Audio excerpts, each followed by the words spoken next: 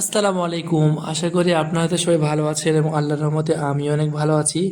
তো আজকে দেখাবো হচ্ছে আমার কবুতরের ডিম চোর। প্রতিদিনই আমার হচ্ছে কবুতরগুলো ডিম দিচ্ছে এবং বাচ্চা দিচ্ছে, ওগুলো হচ্ছে চুরি করে নিচ্ছে। তো কে চুরি করছে হচ্ছে এই ভিডিওতে আজকে হচ্ছে আপনাদের তাদেরকে দেখাবো। তার আগে হচ্ছে দেখুন টুসু এরা কিভাবে বসে আছে, টুসু আর হচ্ছে ইরা ডিম দিয়ে দিয়েছে। এরপরে ভিডিওতে ইনশাল্লাহ অবশ্যই আপনাকে দেখাবো। আর এগুলো হচ্ছে গম খেতে দিয়েছি কবুতরের ঘরে। হচ্ছে এই যে দেখুন, এটা হচ্ছে আমাদের ইঁদুর মারা ফাঁদ। এই ফাঁদের মধ্যে এই যে লেজটা দেখতে পাচ্ছেন, এই লেজটার মধ্যে ভিতরে ঢুকে আছে একজন, সেই দুষ্টু। তাকে হচ্ছে অনেক শাস্তি দেবো আজকে, দাঁড়াও। এমন শাস্তি দেবো যেন সে আর এইদিকে না আসে কোনোদিনও। তো আমার প্রায় অনেকগুলো হচ্ছে কবুতরের ডিম খেয়ে নিয়েছে, খেয়েছে এবং হচ্ছে আমার কবুতরের ডিম খেয়েছে ও আমার কবুতরের হচ্ছে বাচ্চাগুলোকে মেরে ফেলেছে মনে হয় এই এই বেটা। আর হচ্ছে কবুতরের ঘরে আসবে কেন?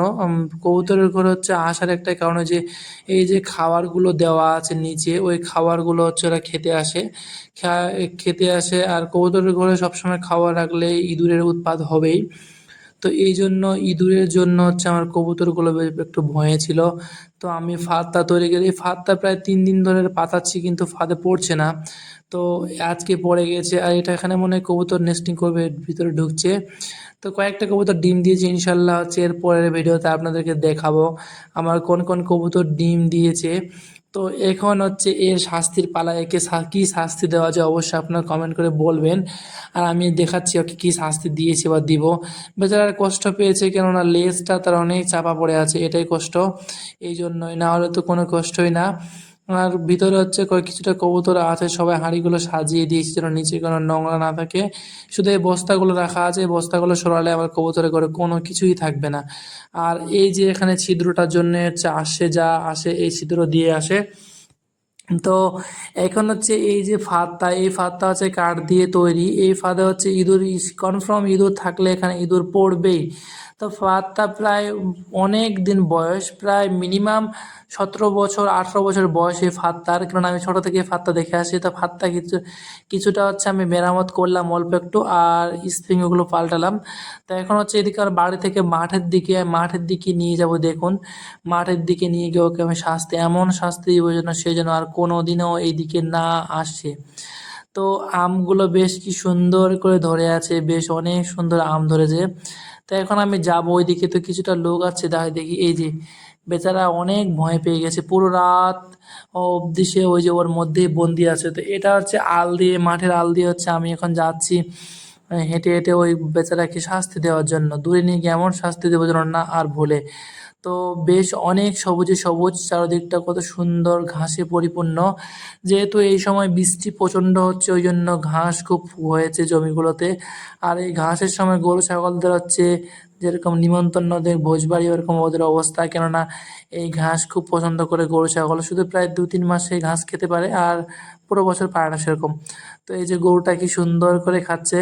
তা আমি এখন হচ্ছে একে অনেক দূরে নিয়ে যাবো, কেন অনেক দূরে না নিয়ে গেলে আবার সে চলে আসতে পারে কাছে। তো এখন আমি তাকে অনেক দূর, এই জায়গাটা পরিষ্কার দেখতে পাচ্ছেন, এখানে হচ্ছে আমাদের গ্রামের সবাই ছেলেপেলে সবাই মিলে ক্রিকেট খেলে। তা এখন হচ্ছে অনেক দূরে চলে আসছে, ওই যে এই গাছগুলো দেখা যাচ্ছে ওর পাশে নিয়ে যাব। তো ক্যামেরাটা ঝঁকছে, কেননা হাঁটছি ওই জন্য ঝঁকছে একটু একটু করে ক্যামেরা, এতে কিছু মনে করবেন না।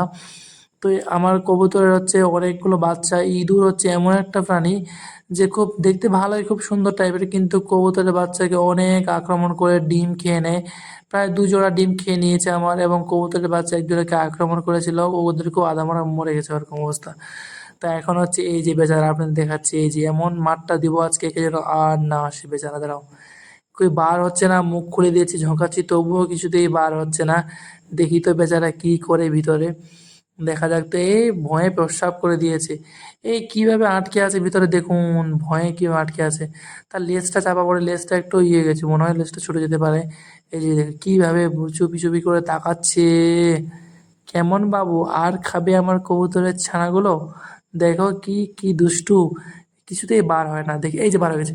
এই গাছ কি দৌড় দৌড় দৌড়, এই গ্রামের দিকে দৌড়, বাড়ির দিকে দৌড়াচ্ছে। দিল।